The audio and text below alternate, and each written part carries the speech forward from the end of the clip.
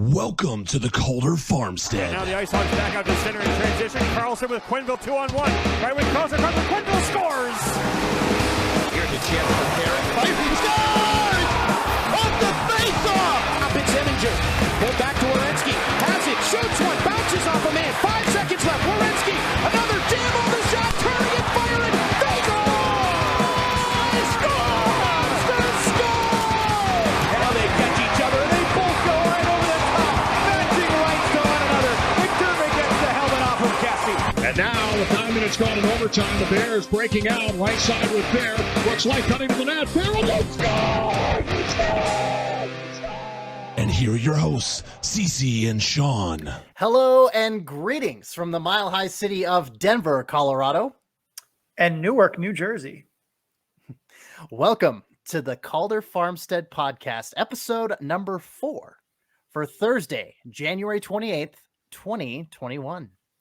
If you were hoping for a podcast featuring insights on irrigation systems, sadly, we are not going to be able to be much help. This is an American Hockey League podcast, and my name is Cece Hockley. And I'm Sean O'Brien. Thank you for tuning in with us. If you're new to hearing Cece and I talk about hockey, we're going to break down some AHL hockey for you. We both watch a lot of AHL games, and we're going to talk about what we see when we watch the games, as well as use some advanced stats to help us break it down.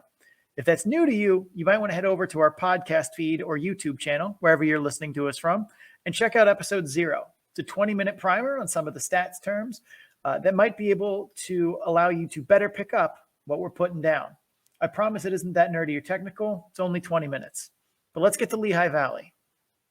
Yes, we've got another double episode for you. We've been pairing up teams and talking about the AHL season previews for 2021. And like Sean mentioned, we're going to be talking about the Lehigh Valley Phantoms. The title of this episode, since we're covering the Phantoms and the Devils, is Spooky Season. Because you got Phantoms, you got Devils. It's scary. Where's Count Floyd when you need him?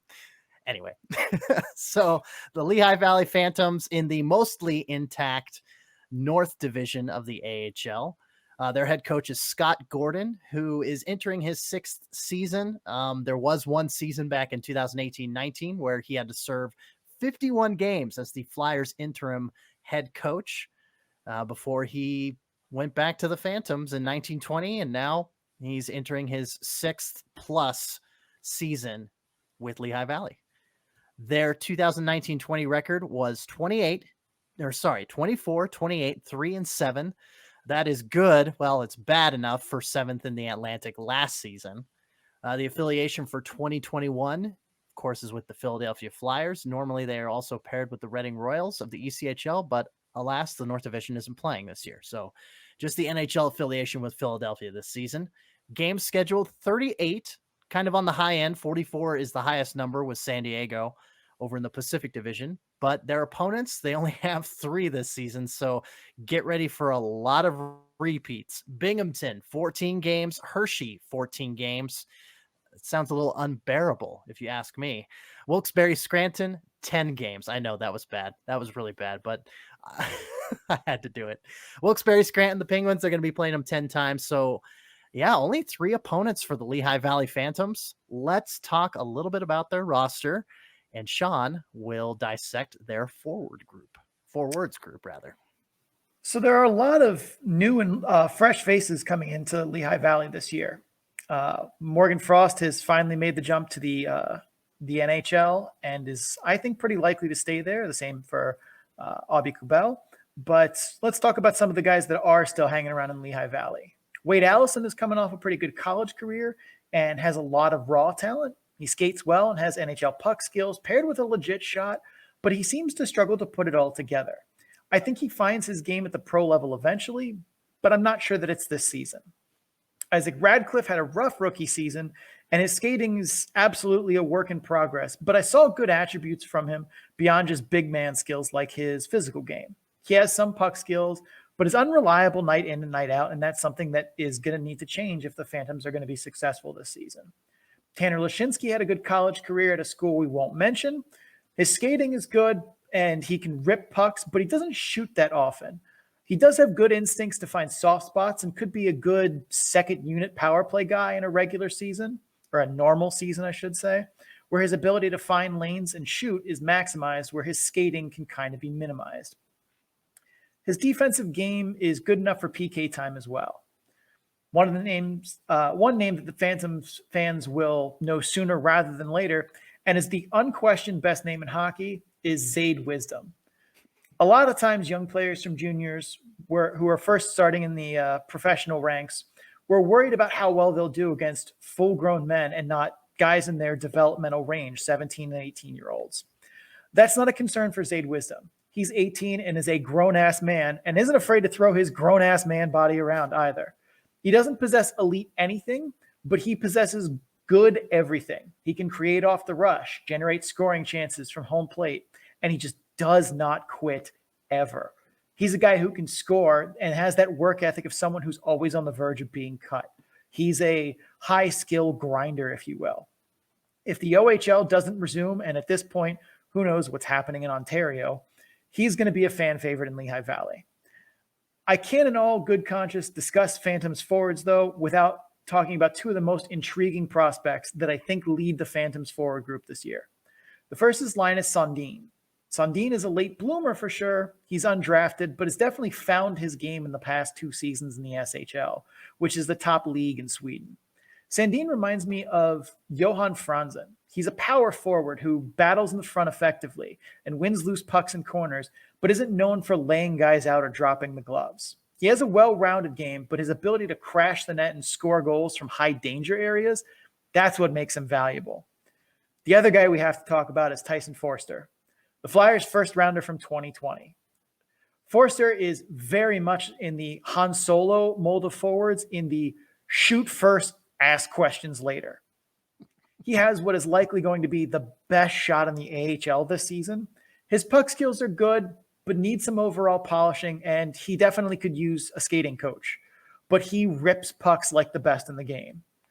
Overall, the forward group has some interesting pieces and some potential lights-out talent if the CHL can't get its seasons together. If it can, a lot of guys we just talked about go bye-bye, and the depth behind them worries me. Maybe 2018 Cal O'Reilly can enter the chat room and make it happen, but I'm not confident in that. And guys like McMaster and LeBerge are not ready for big minutes at the AHL level at this point.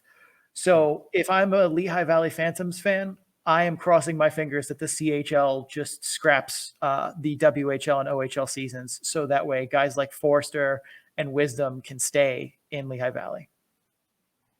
Gotcha. Yep. Again, reoccurring theme. CHL, a lot of young prospects getting a chance, and especially with how abysmal their finish was last season, 7th in the Atlantic. We'll see if their fortunes can pick up a little bit. But anyway, I'm jumping ahead of myself here. Let's talk about defense. And former San Antonio Rampage defender Derek Pouliot, when he got assigned to the taxi squad for the Flyers, I was surprised. And unfortunately, that left the depth in Lehigh Valley looking not great.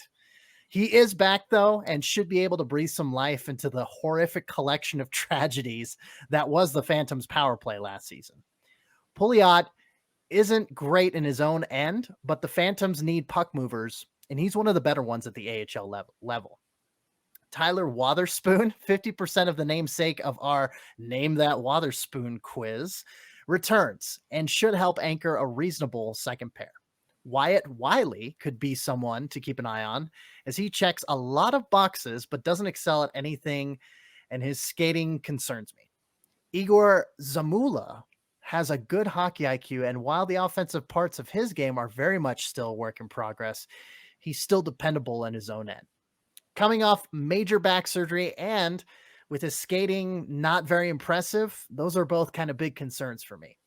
Overall, I think this group is pretty good, but should Pouliot get the call back to the Flyers press box, it could be a bit dicey. But as is, I do like this group.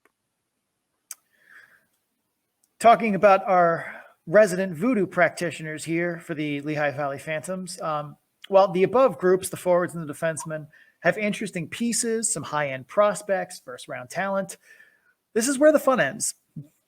Felix Sandstrom has the athleticism you desire, but injuries, a lack of kind of a foundational structure to his game, and a lot of inconsistency have really taken the shine off what was a very intriguing prospect not that long ago.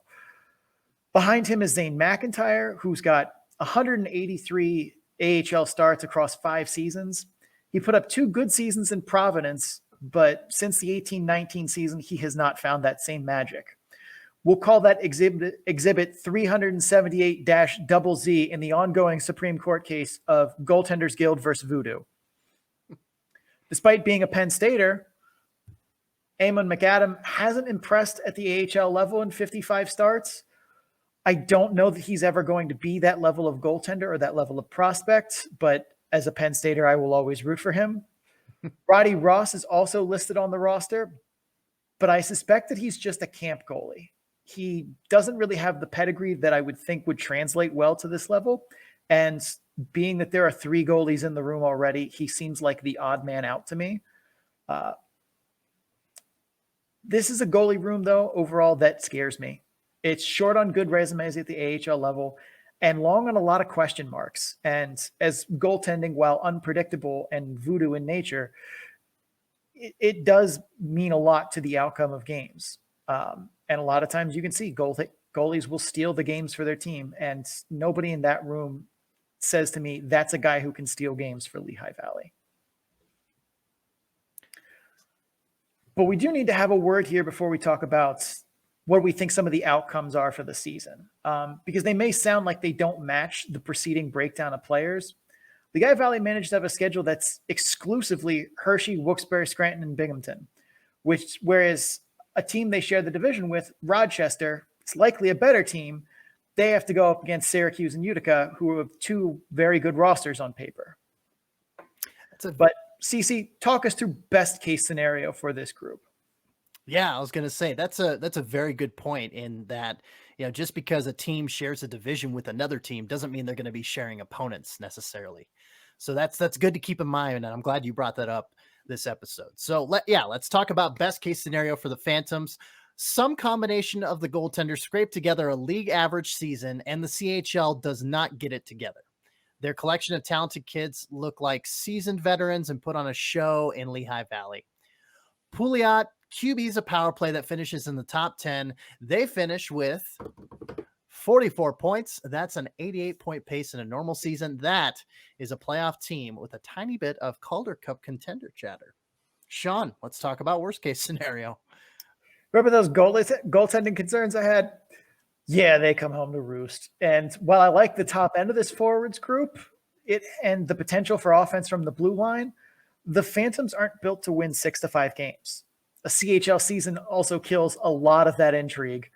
And if that's the case, they finish with 33 points, which is a 66-point pace in a season in normal times. And if you're thinking, my God, that's a 22-point difference. Yep. Goaltending and forward depth matter. And if the CHL comes calling and none of, Sandstrom and McAdam and others can put it together, it's going to get bad fast. Yeah, a lot of that upside and a lot of that, it's and a lot of the defensive possibility and potential are just going to go. So that in mind, let's talk most likely scenario. There's a lot of hope from the skaters on the roster and their potential and flashy skills, but the Phantoms lack a veteran scoring presence that would help put stability into the pieces. There should be into the pieces. There should the A or CHL season happen. A guy like Chris Terry or Chris Connor, would fill that role well. But the goaltending situation, again, Sean has talked about it. I have talked about it. It is absolutely terrifying. Now the model has Lehigh Valley projected for 40 points, which is about an 80-point normal season. And that sounds about right to me, given their 3-team schedule. So 40 points. Well, that is what we have for the Lehigh Valley Phantoms. I wish it was a rosier outlook for you guys in Lehigh Valley, but the taxi squad system really took a lot of your good veterans that I feel like could anchor that team. So we're going to take a pause here to pay some bills, and we will be back talking about the Binghamton Devils. All right, and we're back ready to talk about the Binghamton Devils playing out of Newark, New Jersey this season, getting moved there to share the Prudential Center rather with the New Jersey Devils. The Rock, exactly. And we're not talking about Dwayne Johnson.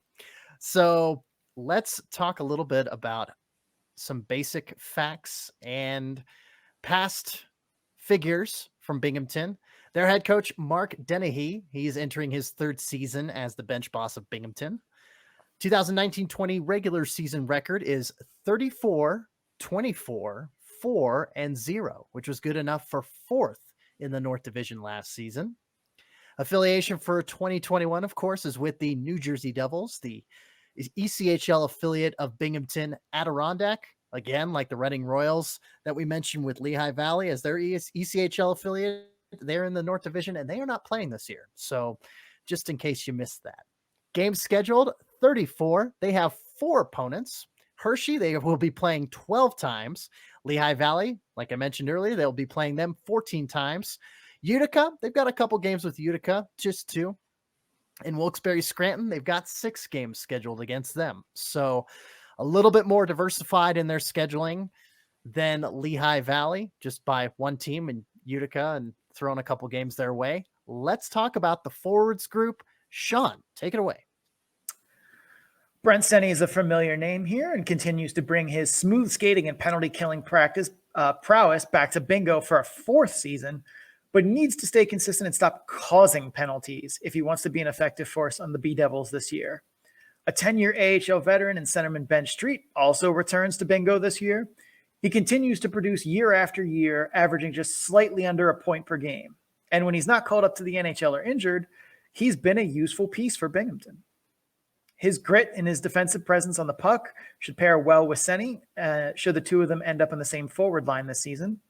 Danic Martel, cousin to Oberon and Doran Martel, provides some good scoring depth as a quality AHL sharpshooter, banking 20 goals at least in 4 of the last 5 seasons in the AHL. However, he doesn't bring much more than shooting talent. Regardless, shooting talent is the most valuable trait in hockey, and you can put the puck in the net 20 times a year in the AHL. You will always be welcome somewhere. Foreign forwards Fabian Zetterlund from Sweden and Marian Studenic from Slovakia returned to the team after starting the 2021 season playing abroad. Both are, in my estimation, bottom 6 forwards who won't bite the Devils in the butt with penalty minutes.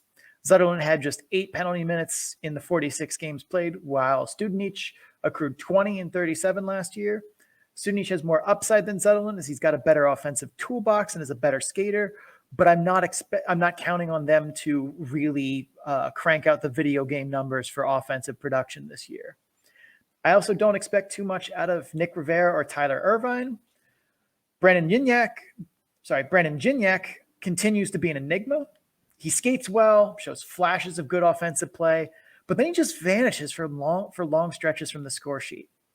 By far, though, the most intriguing piece here is Nolan Foote. He's a 20-year-old whose first season playing against men doesn't concern me because he's 6'4" and 200 pounds. He uses that giant frame to drive to the net, and he's got an NHL-level shot. Being 6'4", the concern that always comes up first is skating. And yes, his skating is a work in progress, but it is progressing. I don't think he just walks into a top-line role here, as I still think he has some edges to smooth out before that level of production comes, but I think he'll get here. Overall, this is a group that has some interesting pieces for me, but a lot of those middle 6 contributors that you were hoping for don't really seem to be in place here in bingo. However, I do think that they have enough to keep the ship afloat. CC, tell me about defensemen. Well, hey, Sean, I noticed that little Game of Thrones interjection you had in there, and now I'm going to make a Pulp Fiction one talking about the Blue Liners. Look at the big brain on Riley. Riley Walsh, that is. The Harvard product makes his professional debut for Binghamton after 3 seasons playing Ivy League hockey. With his outstanding vision and cannon of a shot, he'll no doubt make an immediate impact on the Devils' power play that ranked 16th out of 31 teams last year and only had a 17% conversion rate. Mediocre. Not great, Bob. Not great, Bob. Mediocre. Skating, particularly a lack of burst, is a bit of a concern, but his pro shot velocity and hockey sense compensate for that at the AHL level. He's projected to at least be a second pairing defenseman coming into the 2021 campaign. Now, Michael Vukoyovic has a lot of good aspects to his game. Let's talk about him for a second. He's a big defenseman who's good in his own zone and makes a lot of clean zone exits. Not a ton of offensive production, but he has some of the tools there if he could put it together. Josh Jacobs continues to be a familiar face in the New Jersey system, playing in his 6th season between the Albany and Binghamton Devils in his career. His mobility and agile gameplay doesn't come with breakout speed, unfortunately. And you'd want to see him get a little more physical with his 6'2", 200-pound frame. He doesn't act on his instincts, but he really should. He qualifies as a top pairing defenseman in the model, but just barely. Now, he's worked on his offensive game over the years, and it definitely shows, but I don't think it's enough to become known as a scoring defenseman per se. Lastly, Nikita Ohotchuk has a lot of the athleticism you'd want, but doesn't have the puck skills to go with it. He sees the game pretty well and can make good first passes, but he tends to struggle with making moves or making clean receptions, which is kind of important in hockey, no matter what level you're playing at. Still, his physicality and mobility make him useful at the AHL level. That tends to be a theme amongst Binghamton defenders, is that, they don't quite have those different pieces in their toolboxes to make it to the next level and to play or make it to New Jersey and at least stick with New Jersey, but it's serviceable with Binghamton and at the AHL level. So forwards are covered, defenders are covered, defensemen rather. Goaltending, once again, Sean, tell us about the voodoo practitioners in bingo. Before I do that, I do want to chime in one thing. 3 of the things that separate guys at the AHL level from guys at the NHL level by and large. Number 1 is skating. You have to be able to play at the pace of the NHL level, and some guys can't take that pace that's a little slower and a little more calm at the AHL level and transfer that to the NHL level, especially as guys at the top of the NHL are just much, much faster. Every team has someone who can just burn by you, it seems like these days. Second is ability to turn those initial puck touches, pulling the puck off the boards, catching a pass right away, and making sure it's clean and smooth every time. Because if you bobble it or have to, stick handle it once or twice to get it under control, that extra, half second, you don't have that kind of time to, be messing around with the puck in the NHL level. Defenders are too fast. Players are too good. They're too well coached. They're on top of you. Those sound like small things, but they're really not. That's what separates a lot of very good AHL players from middle of the pack NHL players. But let's talk about voodoo. So the forwards and defensive core, it's not loaded, but they're good veteran pieces to go with some interesting prospects. And while maybe not a sexy group, they should be able to keep the ship afloat. That's not true of these goaltenders. No, it's not. The sudden retirement of newly acquired New Jersey netminder Corey Crawford this offseason has really left the Devils in the lurch. With no Adirondack Thunder playing this year, Evan Cormier begins his 3rd year with the Devils organization in Binghamton, and his numbers range from mediocre to downright bad across both the AHL and ECHL these past 2 seasons. He didn't post a winning record in either league, and that was splitting time between the A and the E fairly equally in both years. And I understand the PR move of bringing the son of legendary New Jersey Devils goaltender Martin Brodeur into play, but that does not mean I like it. Case in point, his debut season down with the ECHL with the Allen Americans, he had a pretty good season, posted a .917 save percentage, which is good. His 18-19 season, 21 combined starts across 2 teams, Allen and Norfolk, and they were bad. Posted a negative .469 goals saved above average per 60 in Allen and a negative .592 goals saved above average per 60 in Norfolk. If you're thinking that those numbers are negative, yes, that means a league average goaltender would have been expected to stop about half a goal per 60 minutes more than Jeremy Brodeur in those games. He spent the next season briefly in the SPHL and in a league in Hungary. I genuinely had to Google to make sure it wasn't fake. The point is here, Jeremy Brodeur has done absolutely nothing in his professional career to earn an AHL spot other than being Martin Berdore's son. The hope, however, though, is with a waiver claim to both Arundel and Eric Comrie, bumping the goaltenders number up to 4 in New Jersey. Perhaps it gives the organization one netminder to spare for their farm team playing in Newark this season. Won't have to go far down the road. Hopefully that's Gilles Sen. Hopefully he will get the nod, as he posted right around league average numbers last year in save percentage, point shares, and goals saved above average. Even though he's absent from the training camp roster, he's a much more reliable goaltender and has at least some pedigree of competency in the AHL, whereas the 2 goalies currently listed for camp do not. No, they definitely do not. So with those 3 categories covered, let's talk outcomes. And once again, Sean, start us out. Just like we noted before, talking about outcomes in Lehigh Valley, the Devils' schedule here plays a role in how we see this season. Should they have had more games against Utica and play Syracuse and Rochester, this outlook doesn't look so rosy, as if you caught our Utica and Syracuse previews, you'd know that they are loaded for bear. Yes, they are. However, their schedule is a little friendlier, and their outcomes look a little bit rosier. So let's talk best case scenario here. Best case, that Del Comrie waiver claim sends Gilles Sen back to Binghamton. He manages to keep an interesting but otherwise average top to bottom group of skaters together. They finish with 39 points. That's an 87-point season in normal times, which is usually good enough to sneak into a playoff spot, but not always. Right. And, just as a disclaimer, we don't even know what the postseason system is going to look like in the AHL this year. There's even rumors floating around that it might not even happen. So we'll keep you posted on that. Stay tuned. But let's talk worst case scenario for the Binghamton Devils. Now, the young guys who look like they have an upside, they don't quite find their stride in the 34-game sprint. And while there's some veteran presence there to keep the wheels from falling off completely, the lack of goaltending really doesn't do them any favors. They finish with 29 points. That's a 64-point pace in normal times and well out of the postseason should it occur. Sean, last but not least, most likely scenario. Let's see what the realistic approach is going to be. So the point shares model projects them for 37 points, which in my opinion is way too close to the best case scenario for my liking. I think some things do work out for them up front, but that goaltending, though. I will take the under on the model and say 34 points. That's a 76-point pace.